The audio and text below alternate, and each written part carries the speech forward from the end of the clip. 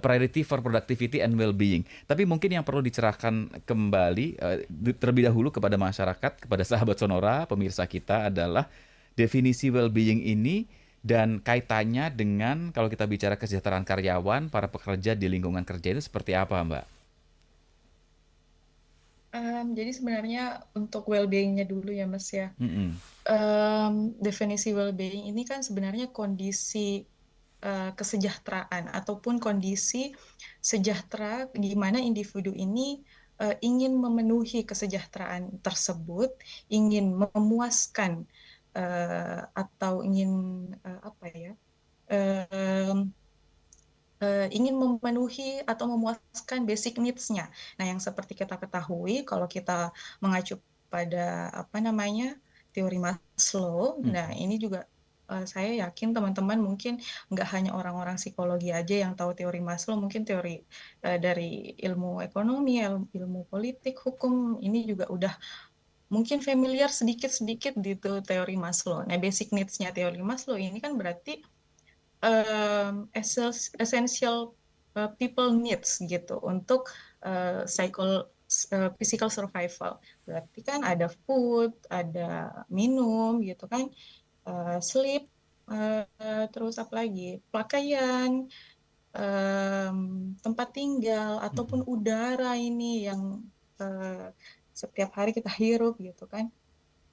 Nah itu basic needs-nya. Nah jadi ketika seseorang ingin memuaskan basic needs-nya itu untuk menuju kesejahteraan. Mhm. Nah, sedangkan kalau kita mengacu lagi kepada psychological well-being, berarti um, di mana seseorang dalam kondisi bahagia, puas juga, kemudian apa namanya sehat mental dan otomatis berarti tingkat stresnya juga rendah ketika psychological well-being ini sudah dicapai. Nah, sekali lagi memang tujuan akhirnya kebahagiaan, ingin mencapai kebahagiaan itu sendiri. Kemudian kita kaitkan lagi, spesifikkan lagi khusus ini karyawan gitu kan, Mhm. Mas Yudi. Mhm. Berarti gimana kesejahteraan karyawan? Bagaimana karyawan ini sejahtera, bagaimana karyawan ini bisa memenuhi basic needs-nya itu, Mhm. gitu kan? Berarti dari non materi ataupun dari materi, gaji gitu kan, Mhm. gaji, tunjangan, jaminan, kemudian layanan, mungkin fasilitas yang lebih mudah, akses-akses yang diberikan oleh perusahaan yang lebih mudah gitu kan. Nah, itu untuk memperbaiki kondisi fisik dan mental Mhm. em, yang tujuan akhirnya itu untuk meningkatkan produktivitas kerja gitu. Oke, oke. Jadi, manusia bekerja karena ingin mendapatkan, apa namanya, tadi mendapatkan kesejahteraan dan kebahagiaan ya. Ya, Dengan gaji yang diperolehnya, kemudian dia bisa memenuhi kebutuhan hidupnya dan akhirnya dengan semua itu bisa produktif gitu ya.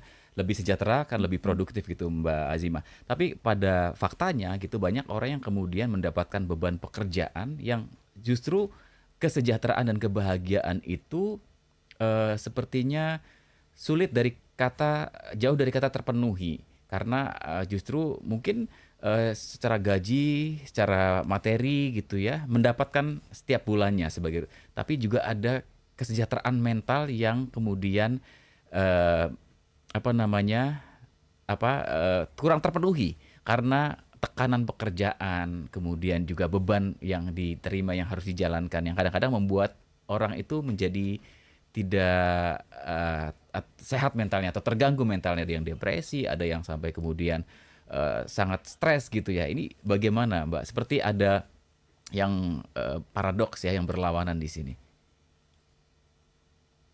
betul.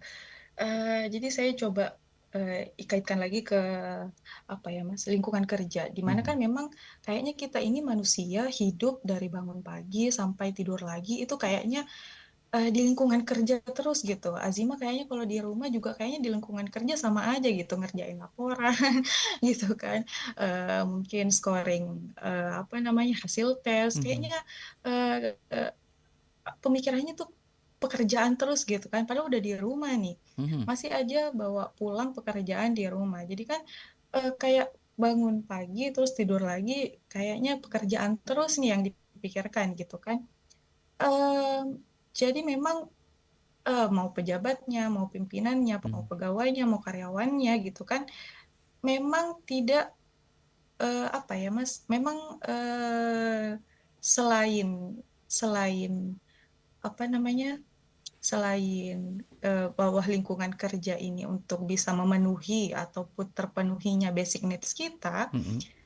tapi, di dalamnya juga sebenarnya sebagai sumber stresor, Mmm. sebagai sumber stres ataupun stresor itu sendiri, Mhm. gitu kan. Karena, sekali lagi, tidak hanya di sini mungkin ajang persaingan bisnis ya kan, nggak hanya mungkin, persahabatan ataupun relasi, tapi ternyata sumber stres nih. Karena, kayaknya ya memang itu tadi kayaknya, pekerjaan terus yang ada di pikiran Mhm. gitu. Mhm. Jadi, mmm, tidak terlepas dari masalah-masalah setiap harinya, Mhm. akan selalu ada masalah-masalah, yang menjadi sumber stres. Baik.